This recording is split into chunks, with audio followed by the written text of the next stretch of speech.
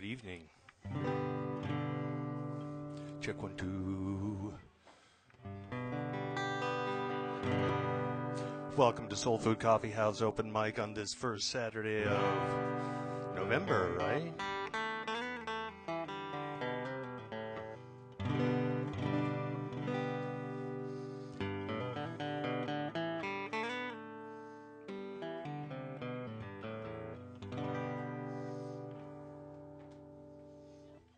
I'm just doing that because I have no idea what I'm going to start with.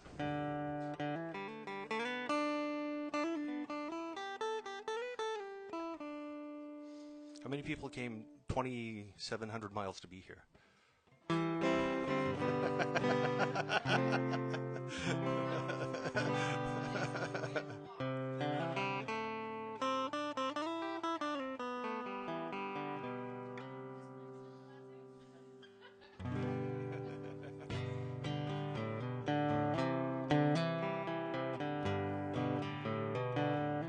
Well, welcome everybody, wherever you're from. Got a lot of performers tonight, so I'm just going to do a couple of songs to warm up the stage, make sure nothing's going to blow up here. It's a courtesy we do.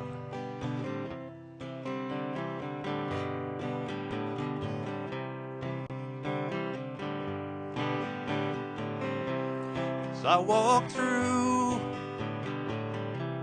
this wicked world, searching for light in the darkness of insanity, I ask myself, is all hope lost? Is there only pain and suffering and misery? And each time I get to feeling this way, there's one thing I gotta say. What's so fun about peace, love, and understanding?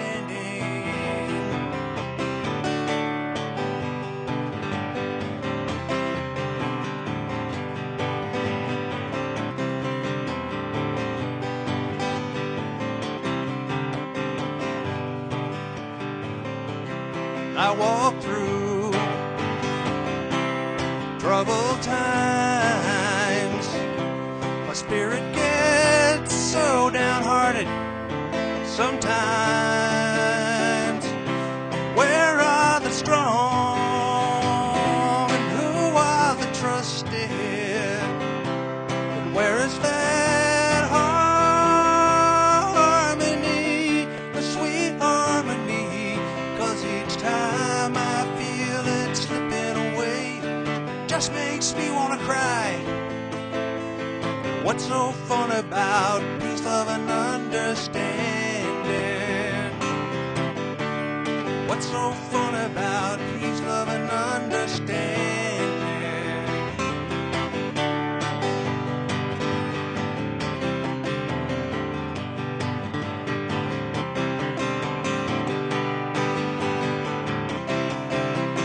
Oh, and where are the strong? And who are the trusted? Where is that harmony, the sweet harmony? 'Cause each time I feel it slipping away, it just makes me wanna cry. What's so fun about peace, love, and understanding? What's so fun about peace, love, and understanding? What's so fun about peace, love, and understanding? What's so fun about peace, love, and understanding?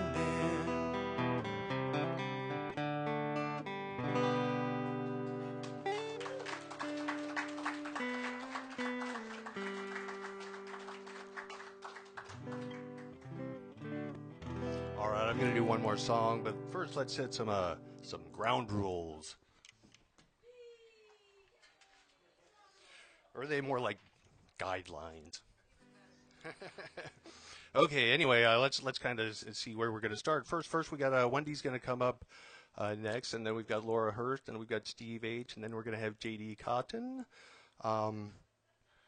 Just a reminder, we do generally get a pretty full list, pretty early on. So the slots are, 3 songs suggested, 15 minutes max time on stage, just so we can make sure we've got our flow going. So that's pretty simple. The only other rule is, to give everybody here support, because that's what the open mic is about. This is where, it takes a lot of courage to get on this stage up here and do your thing in front of all these people you don't know. So that's how we build community, is by supporting each other here.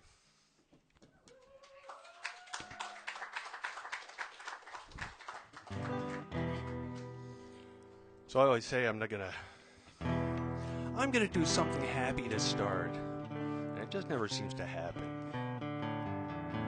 I think Elton John said sad songs say so much, right? And I don't think it's because I'm sad all the time. I think it's more like, I consider sad songs, with a good story, to be they're more like a guidepost, right? They're kind of like, hey, don't do what this guy did. Or if you do, make the best of it.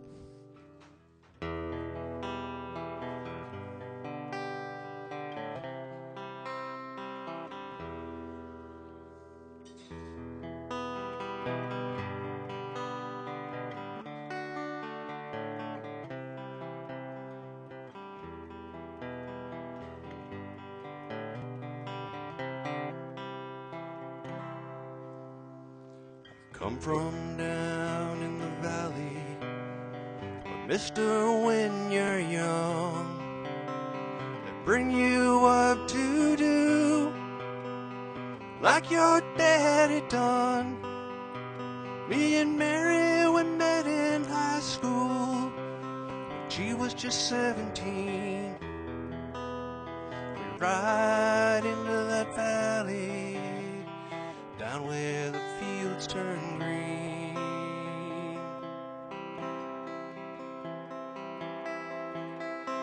And we'd go down to the river, and into the river we'd dive. Oh, down to the river we would ride. And I got Mary pregnant, man, that was all she wrote. For my 19th birthday, I got a union card and a wedding coat. Went down to the courthouse where the judge had put it all to rest. And I walked down the aisles, no wedding day smiles, no flowers or wedding dress. The night we went down to river, and into the river we dive. Oh, down to the river we would ride.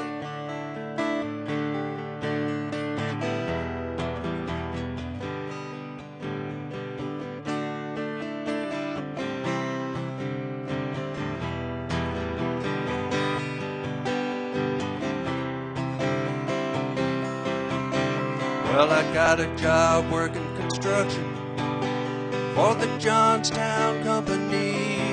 But lately there ain't been much work on account of the economy. Now, all those things that seemed important, well, mister, they vanished right into the earth. I just act like I don't remember. Mary acts like she don't care. But I remember us riding in my brother's car, her body tanned and wet down at the reservoir.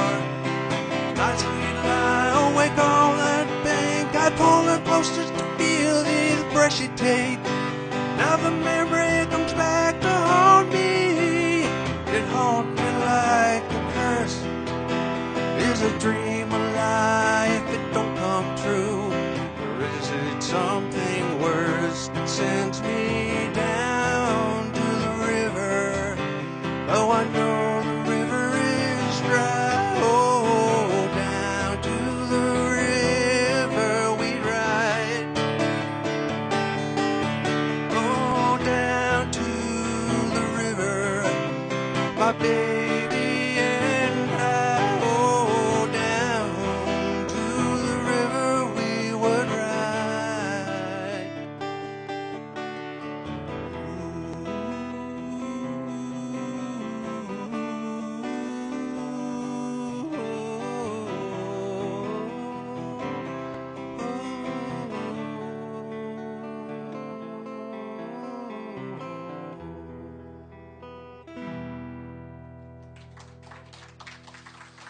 All right.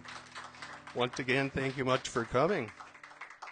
And we're gonna bring Wendy up without any more ado, and then we'll have Laura Hirsch, and then Steve H.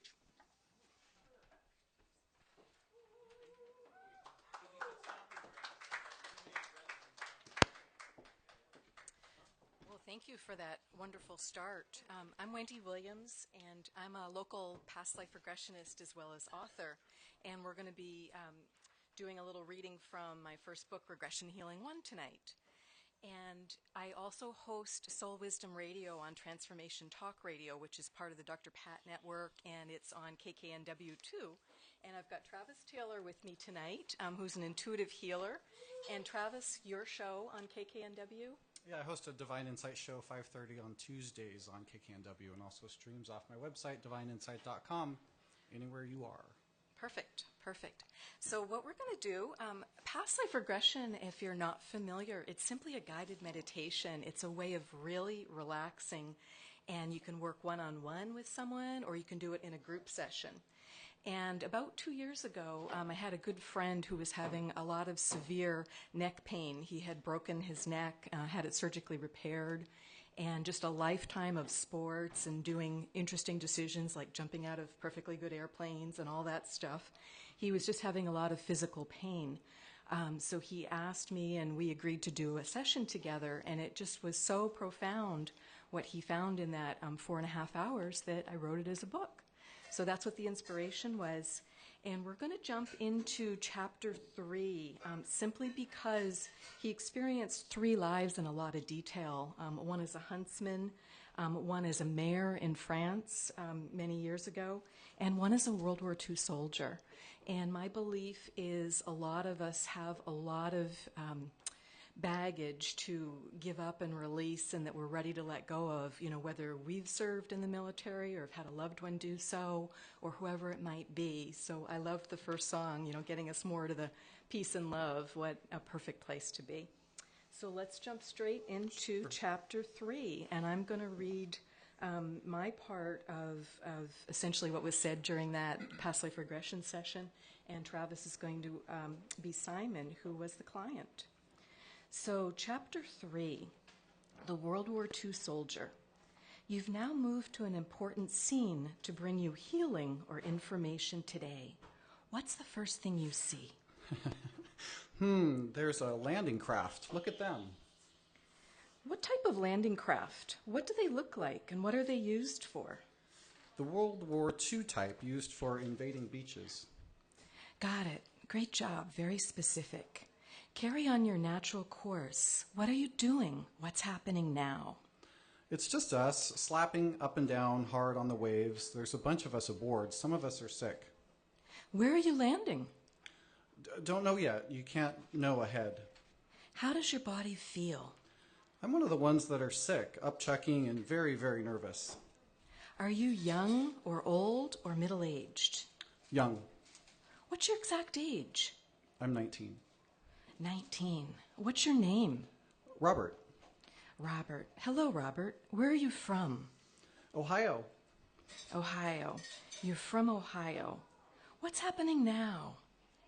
You can see your ship, your boat, your landing craft land on the beach. Not much. There's not much resistance. We get into tanks and along the coastal road. Were the tanks waiting for you and you were able to get safely aboard them? No, the tanks came ashore. Where did the tanks come from? The tanks came aboard, I think, at Sicily. Oh, very good. You're doing great. What else do you see? It looks like Sicily. Great, Sicily. So you're in Italy. You can clearly see your tank. How many men are in your tank? Well, there's a tank crew. I'm not part of the tank crew. There's a bunch of us riding up on the tank along those coastal roads. Describe it. So there's, I don't know, 5 or 8 of us riding on the tank. Sitting on the tank itself was kind of uncomfortable. We try and sit on the coils of rope or equipment bags, something on the tank itself to be more comfortable. Are there multiple tanks driving along together, or do you go separately? It's a long column of tanks. Okay. What else do you see as you ride along on the tank?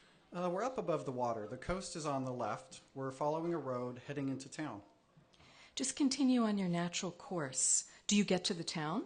We get to the town. It seems to be pretty well shot up. Not a lot of people lurking about. They retreated somewhere. So what happens next? Do you move through the town, or does anything occur in the town? We move on through the town, moving, always moving, very little stoppage time. Okay. What happens next? Is the scenery much the same, or do you see some changes? The only thing that changes is the towns. We move through multiple towns. So you're going through town after town. Do they look primarily the same? Do you see signs of confrontation and battle in many towns? Do you see many people, or are most people gone, or do you sense they're hiding? In some of the towns, people come out. We're not in front of the wave fighting, in the front wave fighting, so we're not seeing a lot of shots. We're not getting artillery barrages. Okay. What concerns you the most for your safety? Well, we have to be most concerned about enemy planes. So there's a little land resistance, but not much. You're more concerned about the planes. Enemy planes? Yeah, because we're a long line of tanks. Okay, so you're very visible. Yeah, you got it. The planes won't get whoever is in the tanks, but whoever's on the tanks is going to get splattered if they're not careful. I understand. How do you watch for the planes? Is someone on lookout, or is literally everyone watching? Yeah, everyone. You got it. What would you do if you spot a plane or planes? Would you be able to fit inside the tank? Would you stop and take cover? Would you fire back? What would you do? Some are firing back, but it's useless. The planes are too far away, so you hop off and you get in between the tanks while they keep moving. You get in front of one tank and behind another. So you take cover between the tanks, front to back. They move slowly enough you can just walk along, or do you have to jog or run at times? Slow and easy, but always on the move. Yeah, front to back and into the sides of the tanks, too. Coverts, like coverts do. Oh? Yeah, and rocks. Rocks? Yeah, sometimes you take cover behind the rocks. Oh, I see. Do you have to do that many times? Not too many times. There's a lot of false alarms because there are U.S. planes up there, too. Allied forces, you know. Yes. Everyone is pretty nervous because you can't tell which side until they're really close.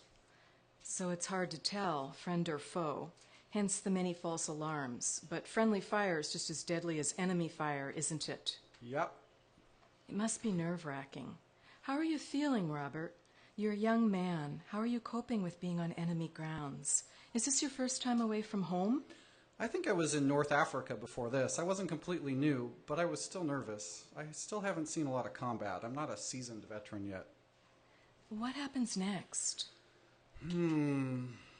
Oh, What's happening? flashbacks. Where are you flashing back to? Ireland. I think I'm Irish. I'm having flashbacks. What are you feeling, Robert, as you experience those flashbacks to Ireland? You don't need to feel any discomfort. You're completely safe now. I don't see the battle, but I'm already down. It feels like a gut wound.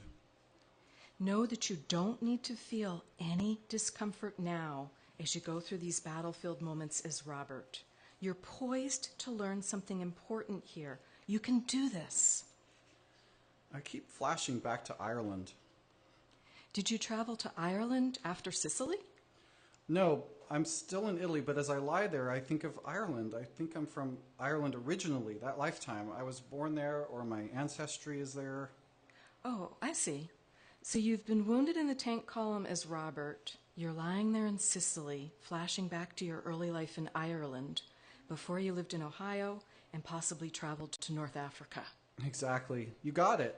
But I don't know I was wounded in the tank column. It was either that or we may have been walking through town or in a field.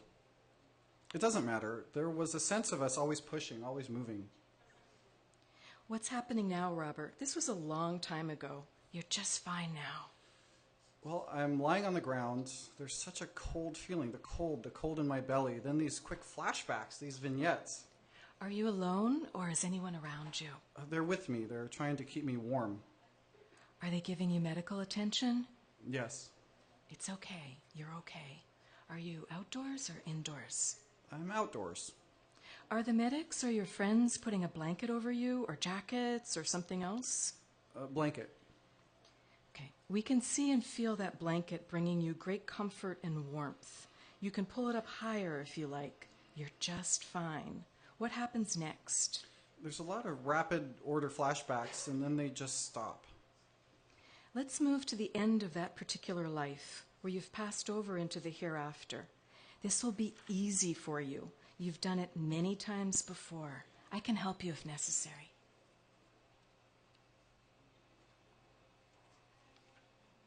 Now that you look back on that lifetime and see what you had to learn from it, what do you think was the reason for visiting that lifetime? I would say building camaraderie. I have a lot of solitary lives, it seems like. This one didn't feel solitary. I had my chums, so to speak. Because you had comrades, you had friends, you had the unit? Exactly. I had friends. I had guys from high school with me, for instance. What else built the feeling of camaraderie? Oh, I see. We had gone to boot camp together, to training. Some of us stayed in the same unit. We went into combat, and we felt lucky we didn't have a lot of real resistance at first. So you feel fortunate for that. Yes. Is there anyone there to greet you as you move into the light at the end of that lifetime as Robert? We'd like to learn more what that lifetime was about. I'm requesting a greeter for you. And then we continued on, and he did receive a lot of healing. And he is doing much, much better now, which is wonderful, because when you just unlock that unconscious or subconscious, it can really bring in a lot of healing. It's just like when you're falling asleep at night, or when you're just waking up in the morning and you're in that really wonderful receptive state. So that's what past life regression is about, is just helping people free that up, and it can also help them free up creativity and things like that, and help them move forward in other ways, as well as really specific applications for PTSD and anxiety and depression and other things. So thank you for being such a kind audience. Thanks.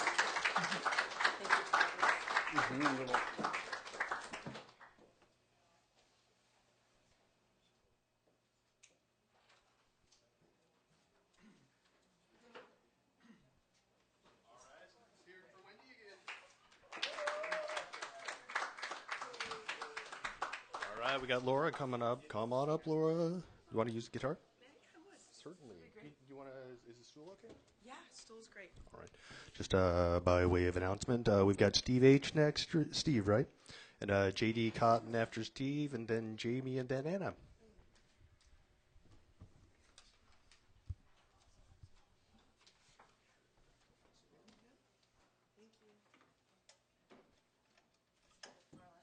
Took a while for me to learn not to kill my battery every time. I'm going to learn this time not to knock over things on stage. Thank you. It's okay. Let's move back a little bit. Hey, everybody. How are you doing tonight? What? How are you doing? Hi. I'm really I'm curious about tonight. I've had I've had the funk in my throat for about a week, and I kind of like it. So I'm going to see if it's a little bit weird. So we're going to see how this goes. And I really enjoy, I feel like, I know for me music is healing, and sharing music is healing. And I really appreciated what you both just shared. That was really something cool. I have a friend who's an intuitive too, and that's really amazing work.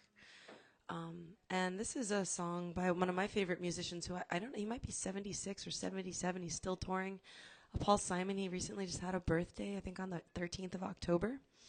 And I think it suits the theme that you were just speaking about with veterans. And Veterans Day is coming up, and I work with kids, and some of the kids the other day, one of them said, "Did you know it's Veterinarians Day soon?" And I asked him, like, what's that? Is it people who care for animals? He's like, no, they go to war. I'm like, oh, veterinarians. He's 6. I just, just let that go.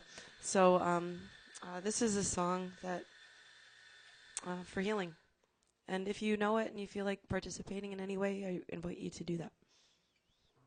It was actually the first song I ever played at an open mic night about 17 years ago.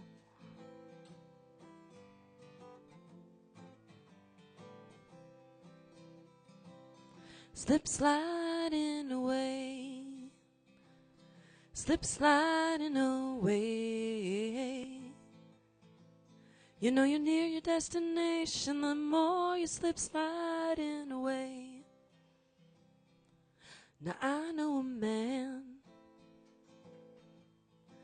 he came from my hometown.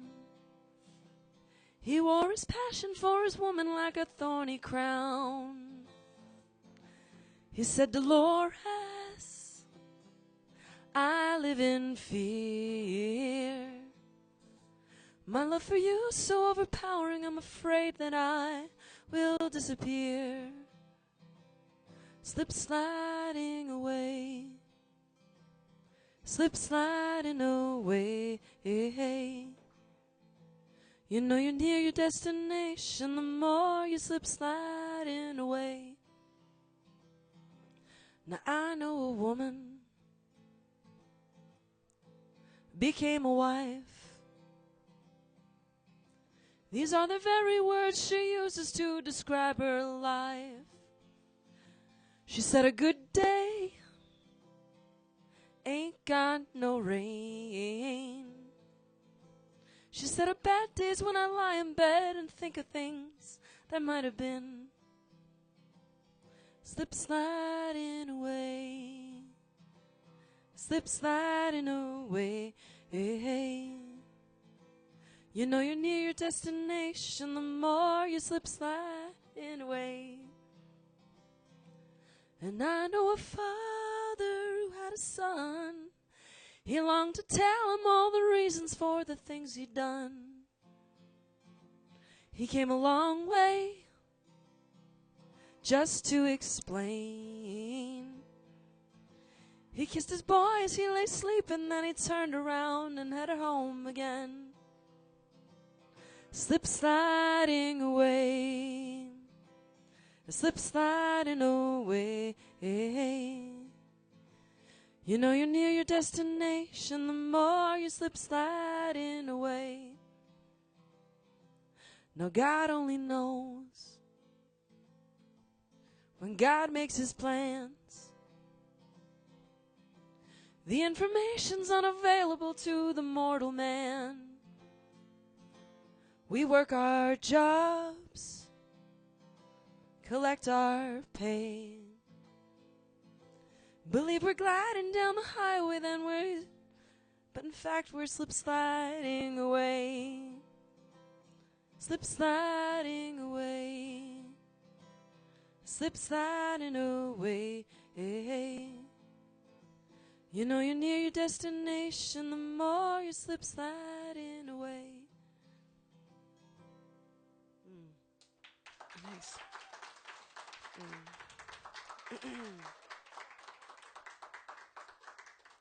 Thanks. How is it? Is it on? I was wondering about that. It's like I should have said, yeah, that's so much different.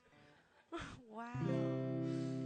Wow. My friend Jamie would say monkey learns, and I love it. So yeah, that's fun.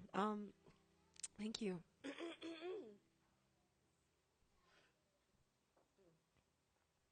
that song. I've been going through a lot of emotional change and have reached an eye of the hurricane. I'm really grateful for it, and see how long that lasts. But songs and singing helps. This is a song by Fish and Trey Anastasio. It's called "When the Circus Comes to Town," and I really like it a lot. So I hope you do too.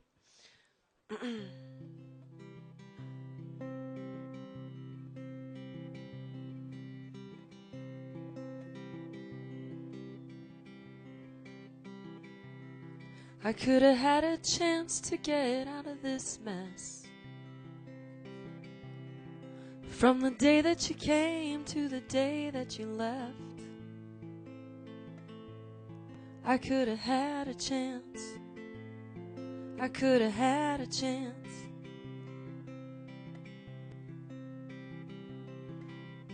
Carved your name out on that tree. You scratched mine out right in front of me. It didn't mean that much. It didn't mean that much. But when the lights are turning round, the wheels are floating on the ground, the day I burn this whole place down, when the circus comes to town.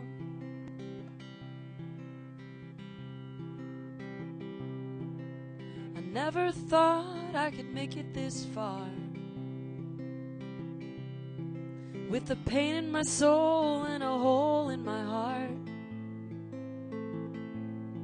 I never thought I could. I never thought I could. But when the lights are turning round, the wheels are floating on the ground, the day I burn this whole place down, when the circus comes to town. When the circus comes to town. When the circus comes.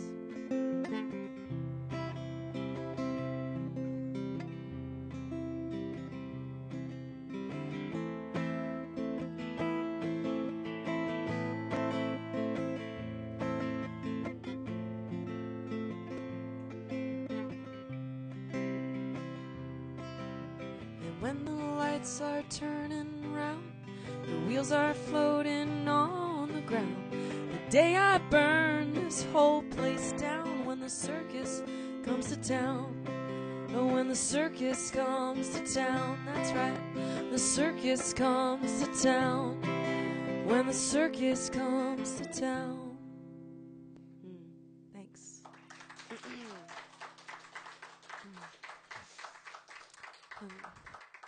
Kevin, do I have time for one more short one?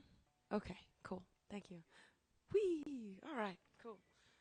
And this is another song I really love by Jason Mraz. It's not I'm Yours, although I love that one too, but it's called A Remedy, and I love this one too. So if you know it, or if you feel free to join in, and I'm going to do my best. Nurture this frog. It's so fun. Let's see. Ooh, do I want to do that one? No, I want to do a different song. Yeah. I had like 5 of them, and I wasn't sure which ones wanted to come out, but I think this is... Which one is it?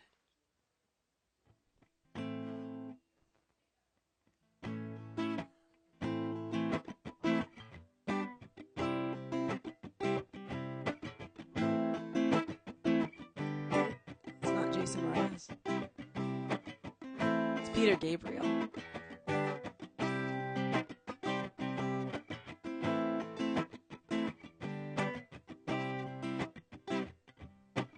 Love,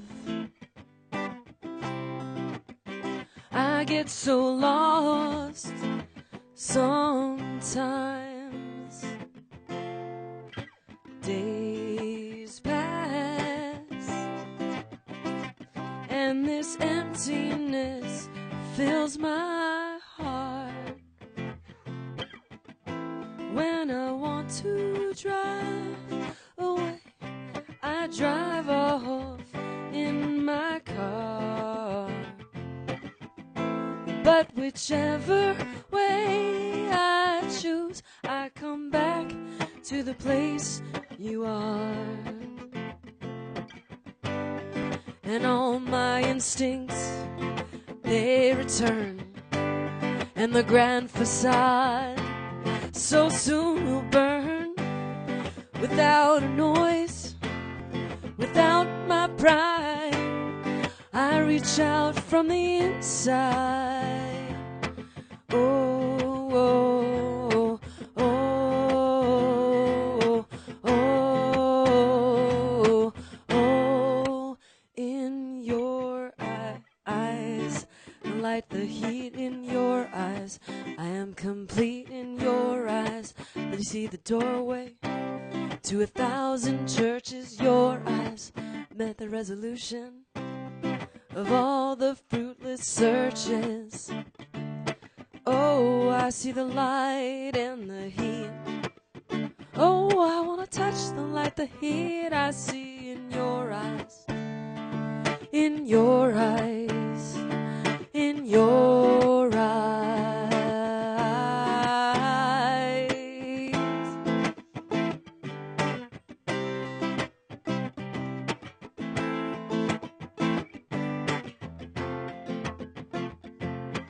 Love, I don't like to see so much pain, so much wasted, and each moment keeps slipping away. I get so tired, working so hard for our survival. I look to the times with you to keep me awake and alive. And all my instincts, well, they return. And the grand facade so soon will burn. Without a noise, without my pride, I reach out from the inside. Oh, oh, oh, oh, oh, oh, in your eyes, the light, the heat in your eyes. I am complete in your eyes, the resolution to all the fruitless searches. Your eyes, all the fruitless searches. Oh, I see the light and the heat. I wanna touch the light, the heat I see in your eyes.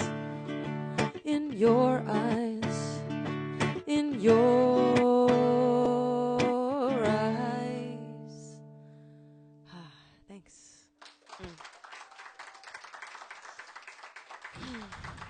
Thank you. Thank you so much. Have a good night. Let's rock on. Woo!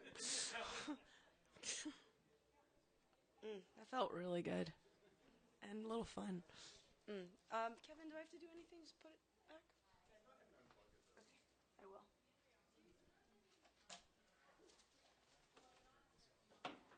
All right, let's hear it for Laura again.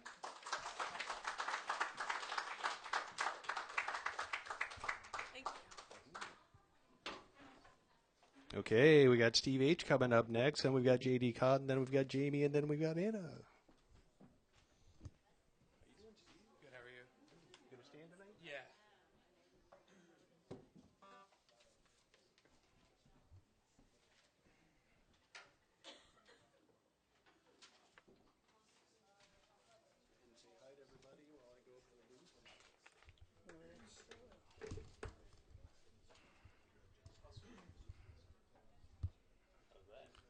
That's good.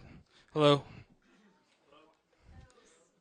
I'm going to start with a cover tonight. I just finished learning. I needed a deadline, otherwise it just stays half done for a long time. So, yeah.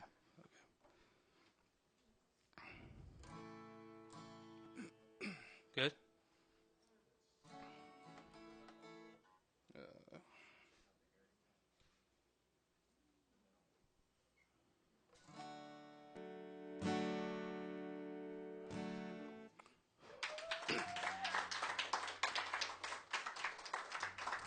Thank you.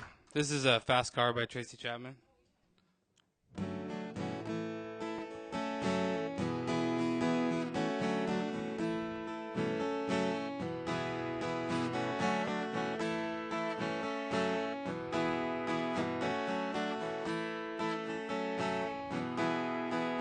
You got a fast car, I want a ticket anywhere. Maybe we make a deal. Maybe together we can get somewhere. Anywhere is better. Starting from zero, got nothing to lose. Maybe we'll make something. Me, myself, I got nothing to prove.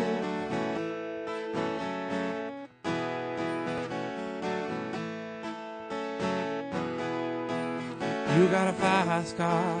I got a plan to get us out of here. I've been working at a convenience store. Managed to save just a little bit of money. Won't have to drive too far. Just cross the border and into the city. You and I can both get jobs. Finally see what it means to be living.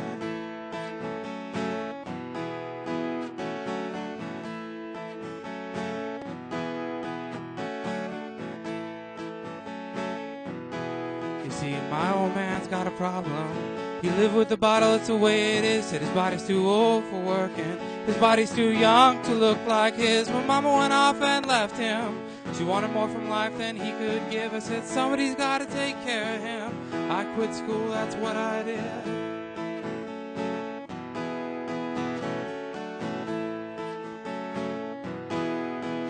You got a fast car.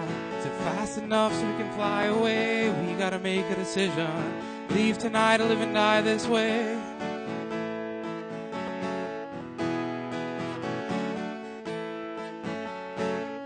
So I remember when we were driving in your car. Speed so fast, it felt like I was drunk. City lights lay out before us. Your arm felt nice wrapped around my shoulder. I had a feeling that I belong. I had a feeling I could be someone. Be someone. Be someone.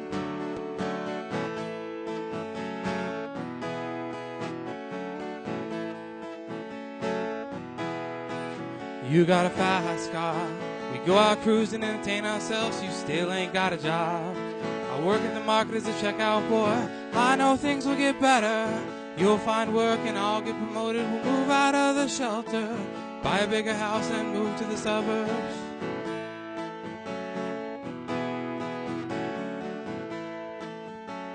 So I remember when we were driving in my car. Speed so fast, it felt like I was drunk. City lights lay out before us. Your arm felt nice wrapped around my shoulder. I had a feeling that I belong. I had a feeling I could be someone. Be someone. Be someone.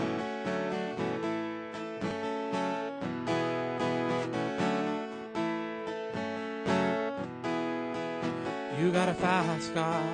I got a job that pays all our bills. You stay out drinking late at the bar. See more your friends than you do your kid. I'd always hope for better. Thought maybe together you and me can find it. I ain't got no plans, I ain't going nowhere. Take your fast car and keep on driving.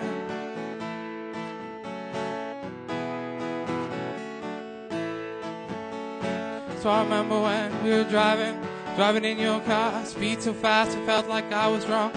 City lights lay out before us. Your arm felt nice wrapped around my shoulder. I had a feeling that I belong. I had a feeling I could be someone. Be someone. Be someone.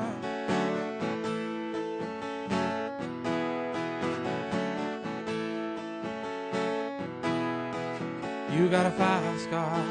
Fast enough so we can fly away. We gotta make a decision. Leave tonight or live and die this way.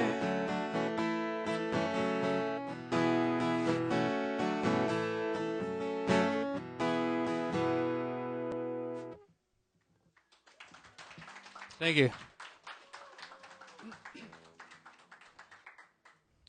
This is an original called Game of Hearts. Well, there we go. Yeah, that's better.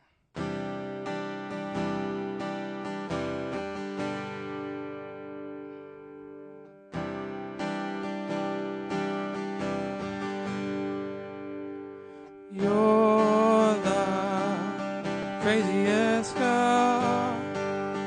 I've ever loved. I open my heart to you and you poisoned it. It's hard to believe I thought you might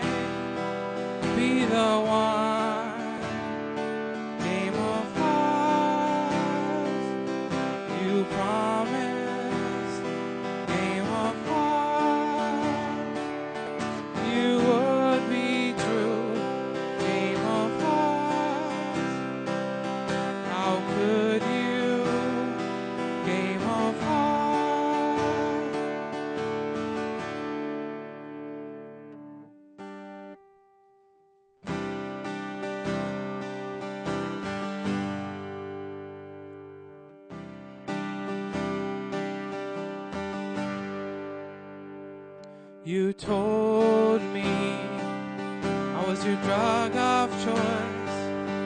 You were my 80 proof. I'm just happy your memory will be gone soon.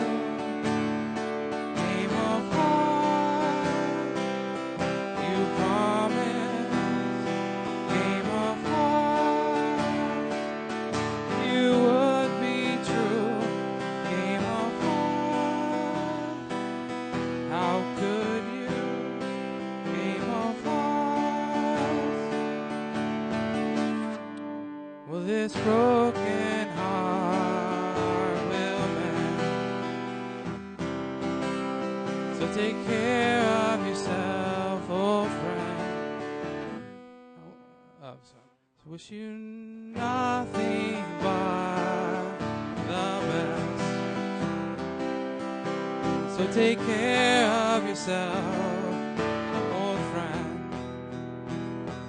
I'm glad that I survived.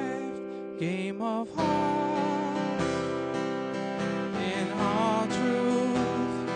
Game of hearts, I played it too. Game of hearts, it took two. Game of hearts, I played it too. Game of hearts, it took two. Game of hearts. Thank you. This is another original I wrote. It's called Dead Man's Last Ride.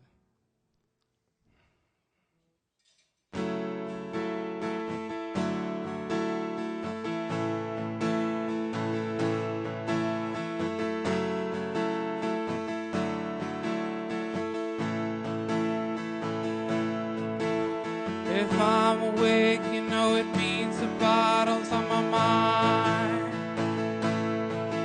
After all this time, I thought I could walk the line. But this pain I feel deep down inside won't go away. I'll only hurt those close to me if I decide to stay. I will forever feel. Is any of this real?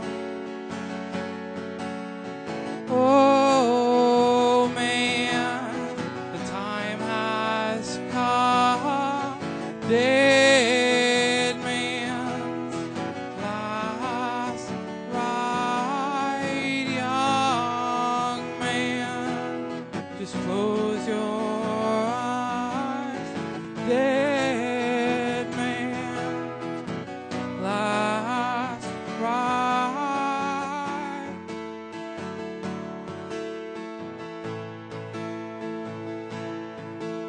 This heart of mine can't take much more.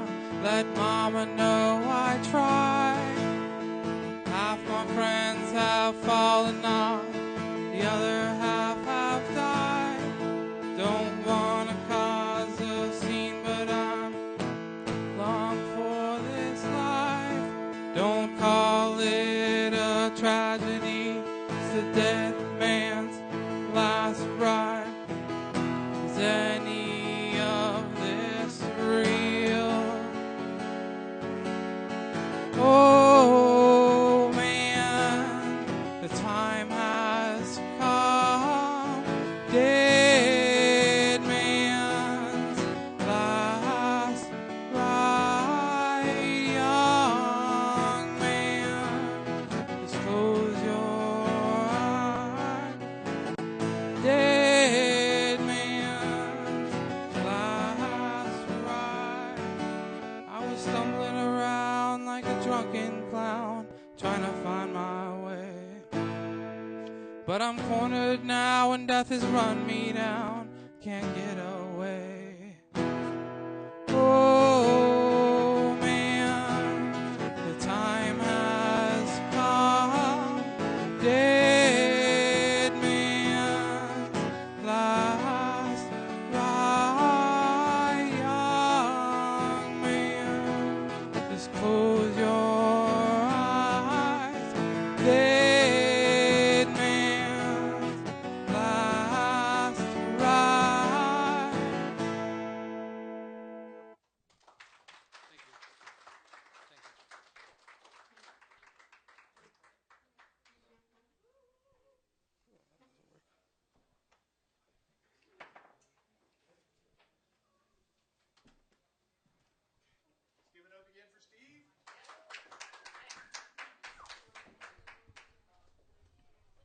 stuff. All right, come on up, JD.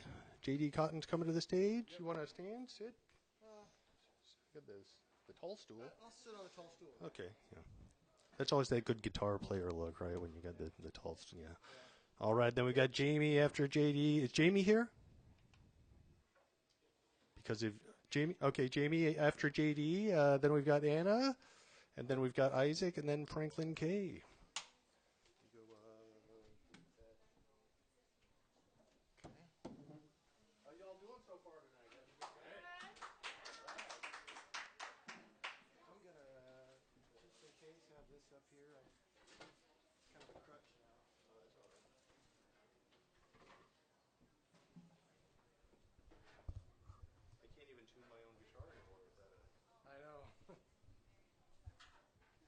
You can lower this a little, if you don't mind.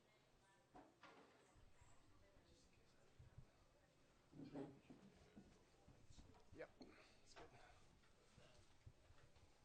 it's good. Hey guys. All right, I'm James Dean Cotton.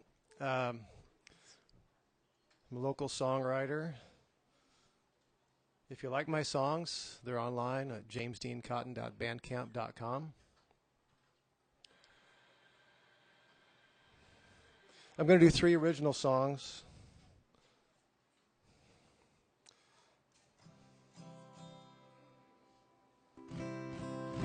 Is it coming through?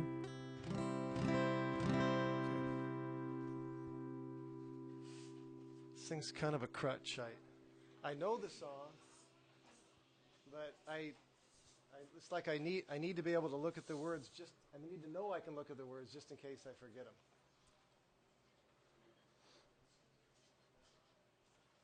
So, sorry about that. This one's called Flying Machine.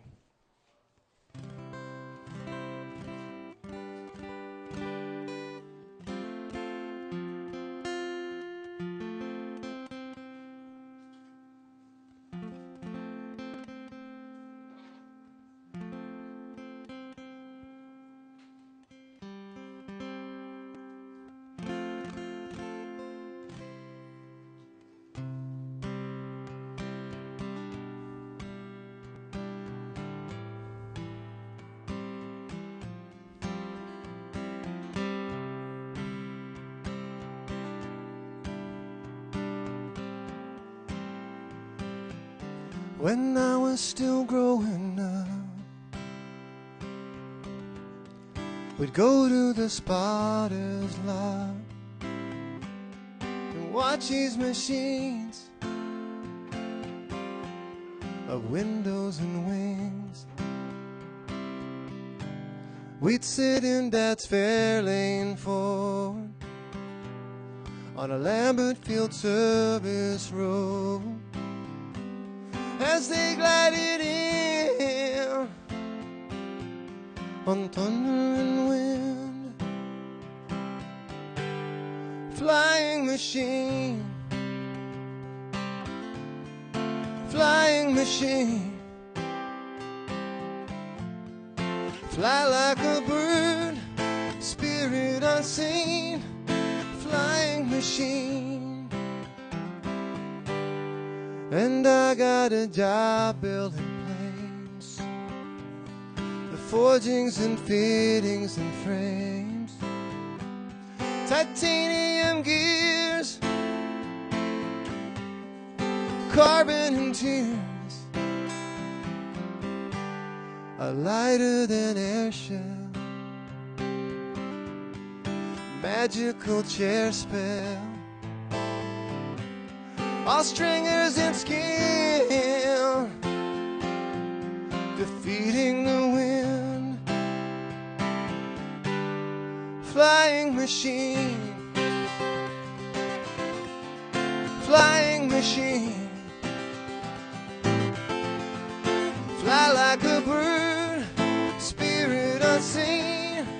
Flying machine.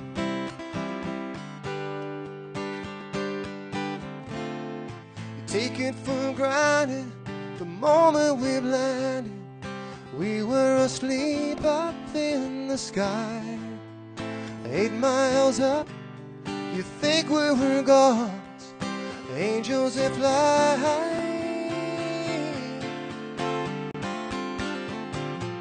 Flying machine, flying machine, fly like a bird, spirit unseen. Flying machine, flying machine, flying machine, fly like a bird, spirit unseen, that magical dragon somebody dreamed. Flying machine.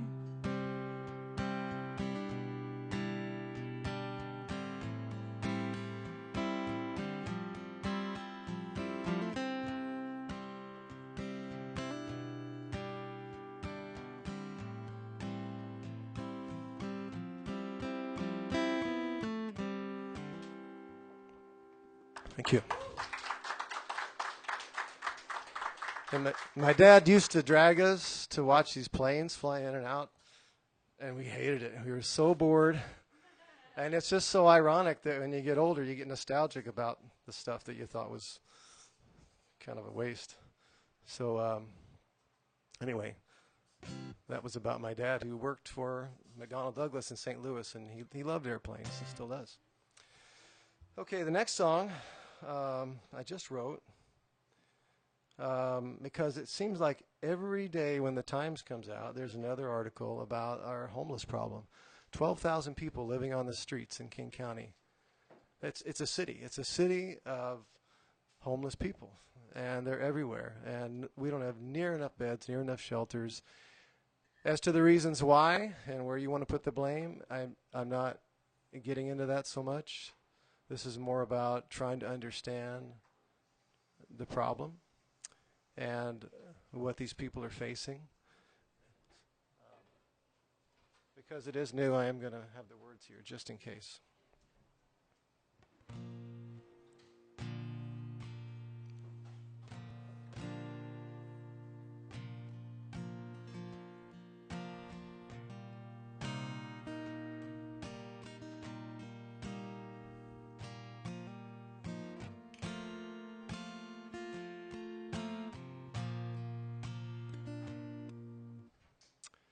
It's in 6/8 time, so give me a second here.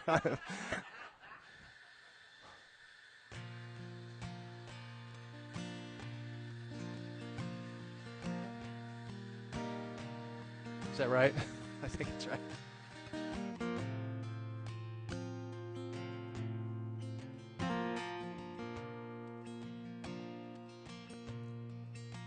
I know you. You know me. And draw a distinction, but upon this one thing agree. I know you. You make the deal. Somebody's little boy flying low down in the field. Some are unlucky and others broken or sick, addicted to chasing the sky or living too quick. They say till you lose everything, nobody is free. But these tiny houses hold tinier pieces of me. And I know her, Veronica Jane, feeding the shadows of freeways with nowhere to stay. And I know us, and I dare you to dream. Looking away while trying to say what you mean. Some are unlucky and others broken or sick, addicted to chasing the sky or living too quick. They say till you lose everything, nobody is free. These tiny houses hold tinier pieces of me. It's not too far from the couch here to the camp. The blue tarps in the billowing breeze from the trucks on the ramp. It's not too far from the couch here to the camp. Oh, anyone, anyone, anyone can wake up like that.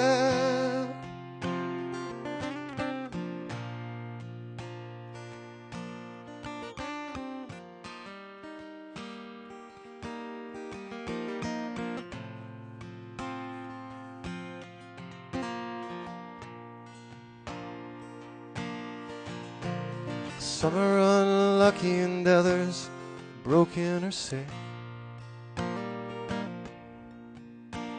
addicted to chasing the sky or living too quick. They say till you lose everything, nobody's free.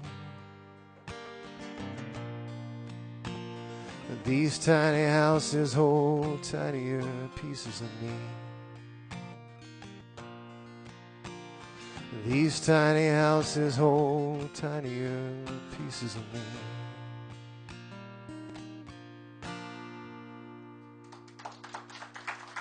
Thank you.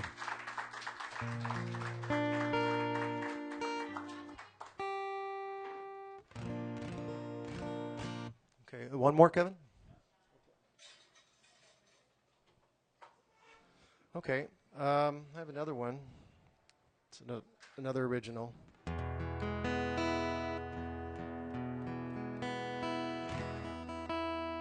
I grew up in the Midwest in a small town, about 1,200 people. And I went back there to check on my dad. He's having all kinds of problems. And the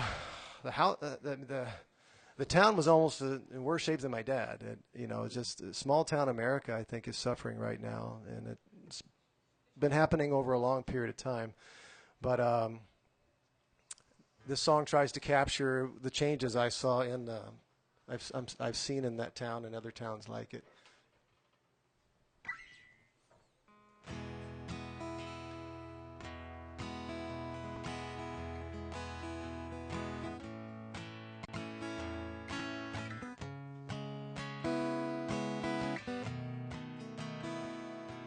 Well, I went back home to check on my folks, 'cause they're both getting on in years.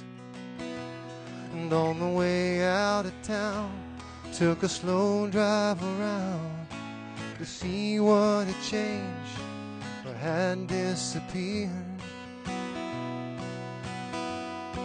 Most of the stores by the four-way were closed, and the Chevrolet garage is long gone.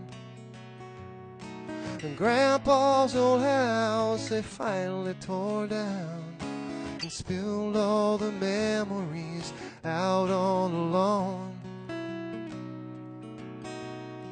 And when I pulled over in the shade of an oak, I rolled down the windows and smelled the wood smoke. The frosty tree still serves a nickel ice cream. The freezing rain still coming down. And I'm still dating Debbie in my 64 Chevy. And all of my friends are around. Now it might be tattered, bleached out and battered, but it's still my little hometown. The factory's gone, with the steady day jobs that kept farmers and families fed. And they put in a prison a heartbreak decision, and addiction has taken the kids. The Farmers Exchange is still open on Main, where my Uncle Don used to work. He died at the wheel, asleep in a field, where the owner told Dad that he wasn't the first. But when I pulled over in the shade of an oak, rolled down the window and smelled the wood smoke, the frosty treat still serves the nickel ice cream, the freezing rain still coming down, and I'm still late and heavy in my '64 Chevy, and all of my friends are around. Now it might be tattered, bleached out and battered, but it's still my little hometown. And I'm still late and heavy in my '64 Chevy, and all of my friends are around. Well, it might be tattered, bleached out and battered, but it's still my little hometown. It's still my little, my bittersweet riddle.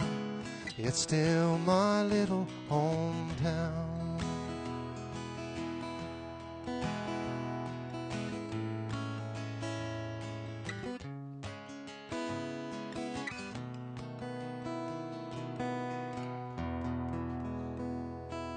Thank you.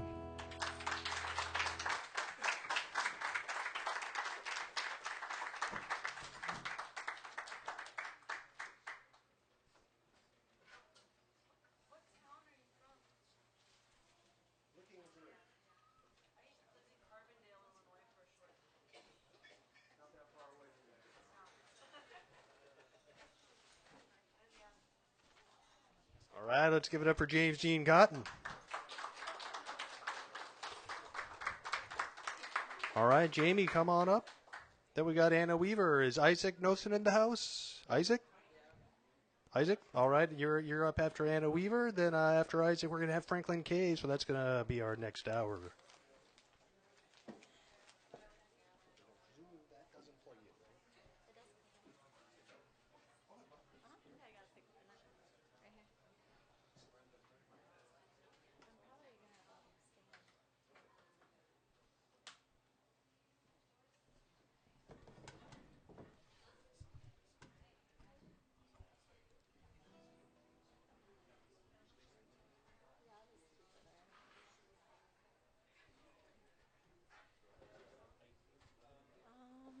Yeah, that's pretty good.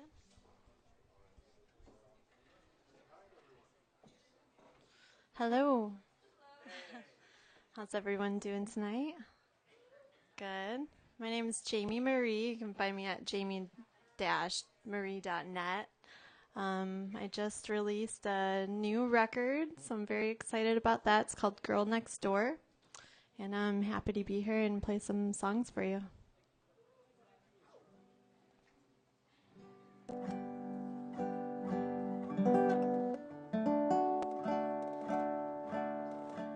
These are all original tunes. I'm just a folk singer, I guess, if you will.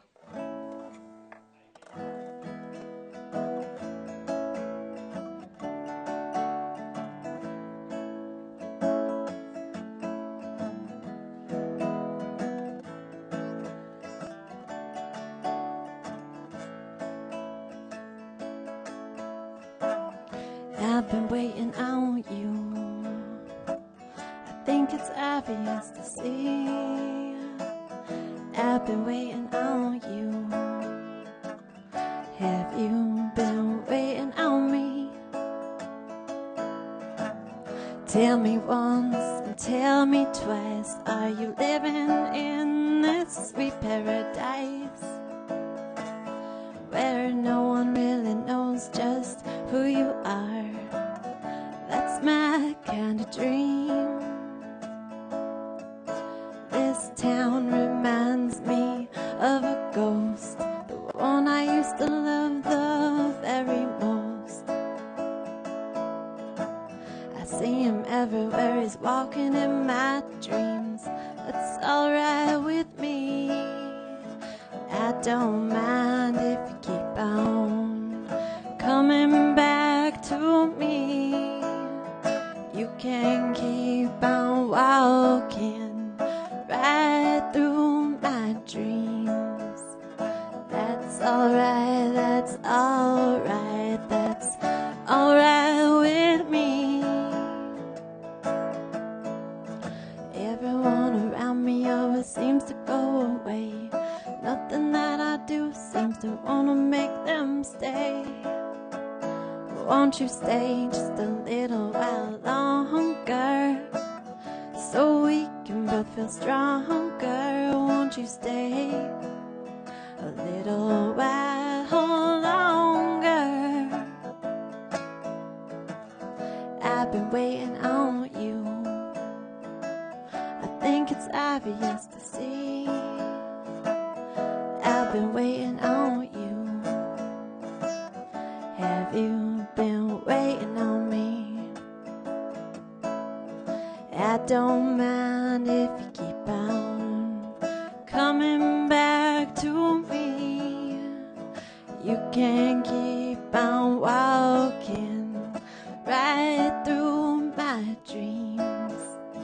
That's alright, that's alright, that's alright with me.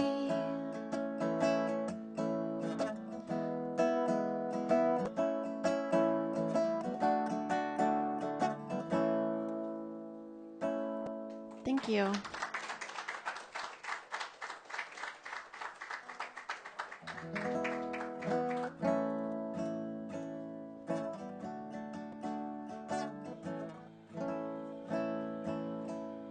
This next one kind of sounds the same, but that's okay.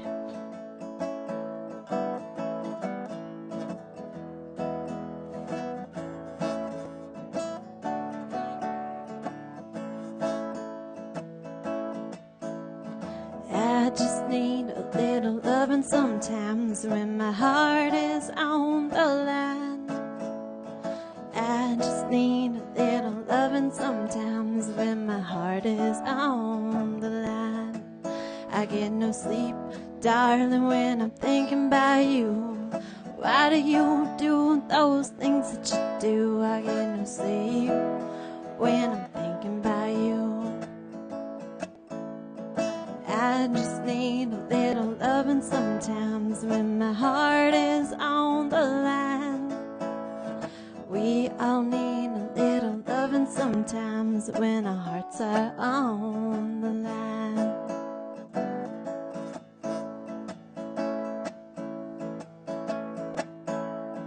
I just need a little loving sometimes when our hearts are on the line.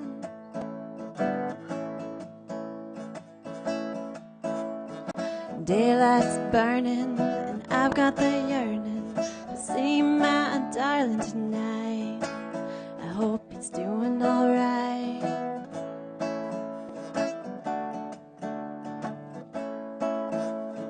We all need a little loving sometimes when our hearts are on the line. We all need a little loving sometimes when our hearts are on the line.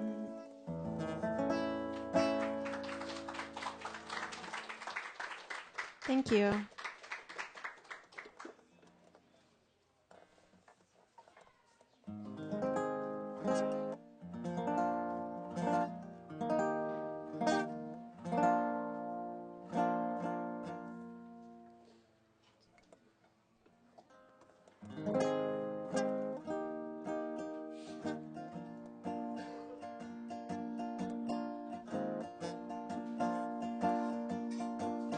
Gotta earn your way on a holiday, getting back to where you wanna go. all these feelings locked up inside, telling me which way to go. You gotta earn your way on a holiday.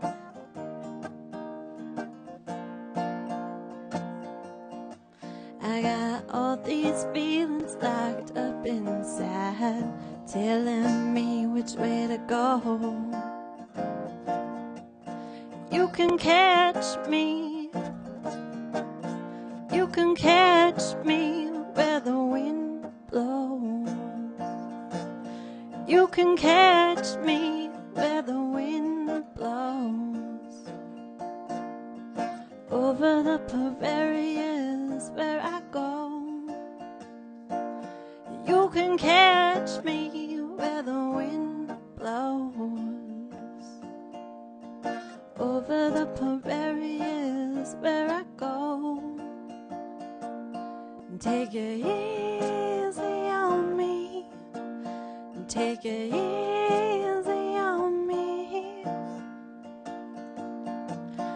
You can catch me. You can catch me where the wind blows. Over the prairie is where I go. I'm just a flower in the wind, feeling which way to go. A flower in the wind,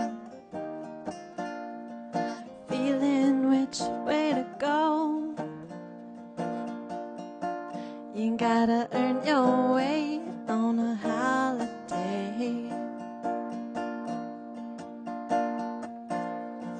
Getting back to where you wanna go. You can catch me where the wind blows. Over the prairie is where I go.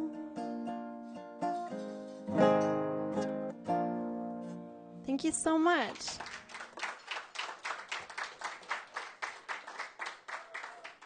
Where's my guy?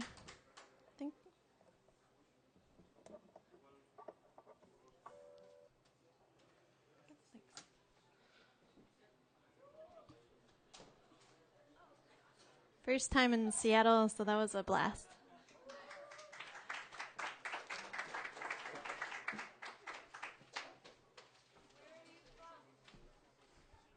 Where are you from, Jamie?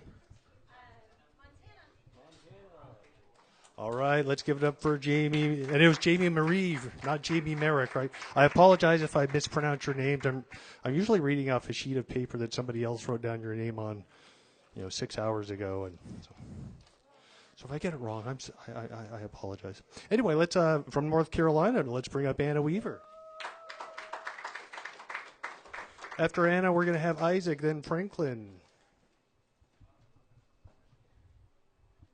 Thank you. I will be your brief poetic interlude in between singers. I don't know if there's any other poets on the list, but so far I'm it. I was not being facetious. Somebody earlier asked me, why did we come to Seattle? And I said, to be here. And that's actually in part true. Because I am on something of a quest to make it to an open mic in all 50 states, and Washington makes 26.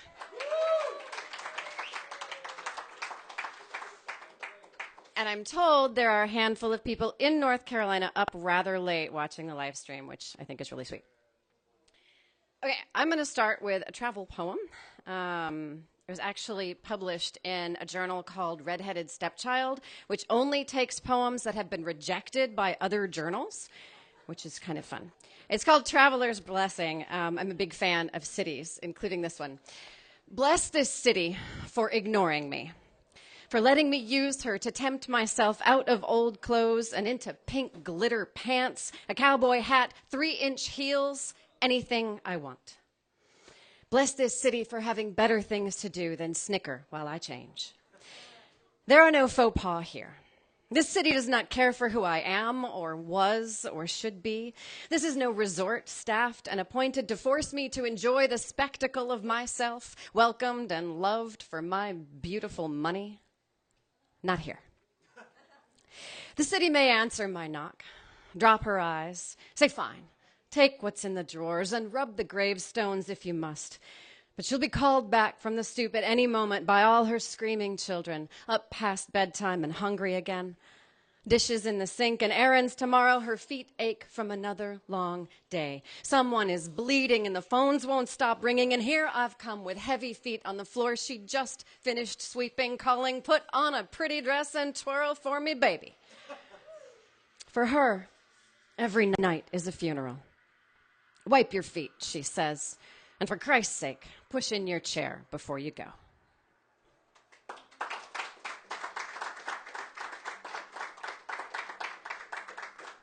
All right, so like JD, I'm going to hang on to this as a crutch. And like JD, this is about my hometown. I also grew up in a small-ish town. Sometimes we call it the Midwest. It's Oklahoma. We never really know if that counts as the Midwest. In Texas, they call Oklahoma North Texas, which Oklahomans do not like. Anyway, it's called Hometown. I must have grown up at the intersection of matter and antimatter. My hometown defies physics. Somehow larger on the inside than on the outside, it was large enough to contain all my arrogance and all my naivete, my virginity, my first love, a decade of angst, and the ladder I climbed out on. But small enough to be context in which a little girl and a young woman made sense. It was small and soft enough to conform like a beanbag chair to the shape I once was. My hometown defies geography. You cannot go there. It isn't a place, it's a hypothesis. My hometown defies time. It's Brigadoon. It existed only for the one long day that was my childhood. And rather than growing smaller, when I left, gained some distance and looked for it in the rear view, my hometown grew larger. Because when I left, an enormous energy was released where my hometown once was, leaving in that spot no trace of me, and no trace of it either. I grew up at the intersection of matter and antimatter. You cannot go to my hometown. It isn't a place. It's a hypothesis. And I am the only proof.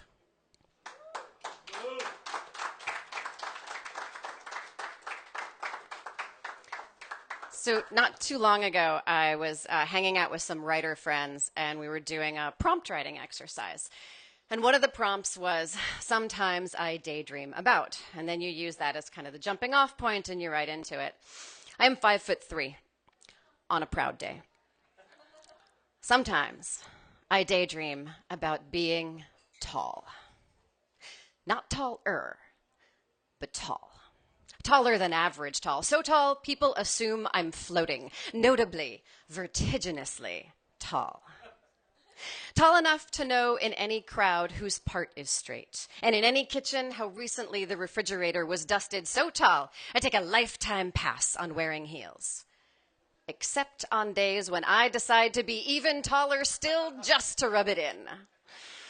I daydream of being tall enough to navigate city street and stadium, immune to the undertow of belt buckles and back pockets. I dream of looming like a friendly building over all the busy waddlers and the small nesting things, of knowing nothing about step stools and junior sizes and how to shorten a sleeve. In my dreams, I am useful in all the ways of tall people. I lead friends through crowded bars. I am a brunette reference point, a moving landmark. My spine is a mast, my blouse is a sail, and I dress for contrast against the very sky. At the request of small friends and strangers, my dream self stretches to her full length to reach things far away and high up. She does not sit, but rather drapes herself across couches and perches on bar stools, legs actually long enough to jackknife. Her every move, accidental grace. Her eyes never once below eye level. Sometimes, In my dreams, the stunted gaze up and ask after my wingspan, marking me not just as woman, but creature. Creature of high cabinet and top shelf, of long shadow and vaulted ceiling, creature rare enough to survive nearer the sun, to breathe easy in thin air, and to answer with pleasure all the questions about the weather up there. Thank you.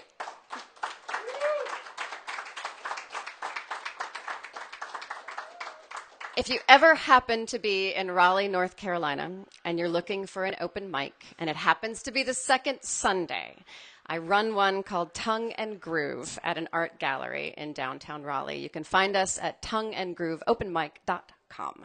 Come and see us. Thank you.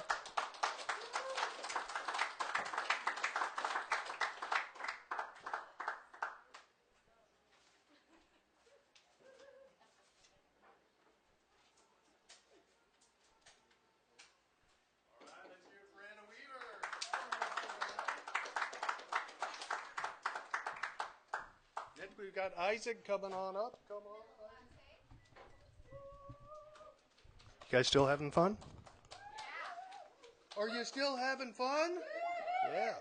All right, do we have Franklin in the house? Franklin? Franklin, are you in the house? How about Chris? I think I saw Christopher B. All right, you might be up next, Christopher, if Isaac doesn't show up. Or, I mean, Franklin. Sorry, Isaac's right here. We got Isaac. How do you pronounce your last name, Isaac? Nosan. Nosan. I almost got it right. Thanks, man. Get your mic here. Got you muted on the guitar. We'll go to the sound booth when I get into the strum song. Catch the signal. You don't need music's name? No, I'm good. Thank you.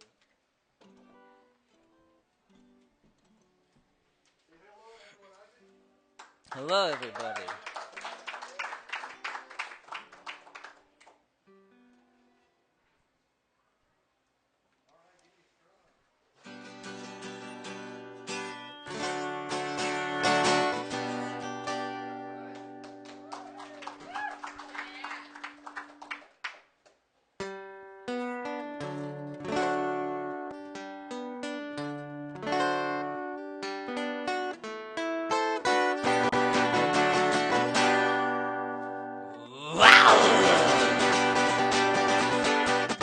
I never thought that I'd be the one making this call to my family, and now the frequencies increase from overwhelming experiences of letting the existential panic take hold like a stranglehold,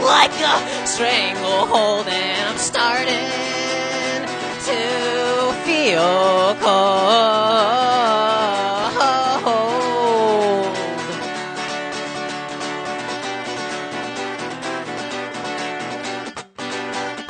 I've double-checked, and yes, I can add a check to my checklist of fuck-ups and failures, and it may come as a surprise, but I wish you wouldn't sympathize. Then again, I already feel pathetic. Don't read into this, please don't read into this, 'cause I'm sadly clinging to it. And maybe one of these days, baby, I'll be okay, and I'll get the nerve to say, my dearest buttercup, you really fucked me up, and now I'm never gonna get to be your Wesley, your Wesley.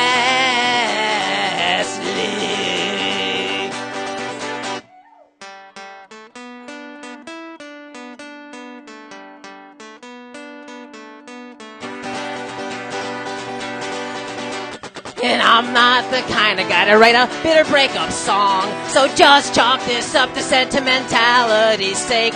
And I never believed in hell until your personal tour. Now I walk through life with a pitchfork in my back. It's time to pick up the slack. I gotta pick up the slack. Winston Churchill, I'll meet you on the other side of the tracks.